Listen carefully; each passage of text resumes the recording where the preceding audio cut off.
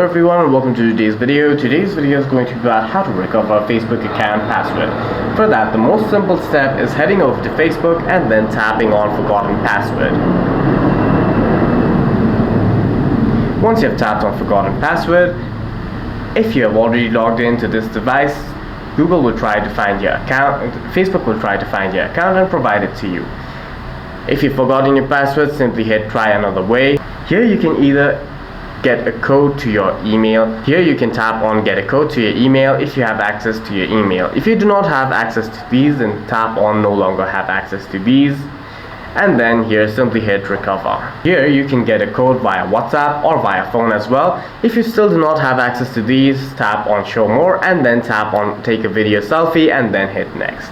Once you're here, you must enter an additional email address, hit continue and follow the rest of the on-screen instructions, in which you'll have to take a video selfie and verify that it is you. Remember that this method only works if you have uploaded your photos on your profile.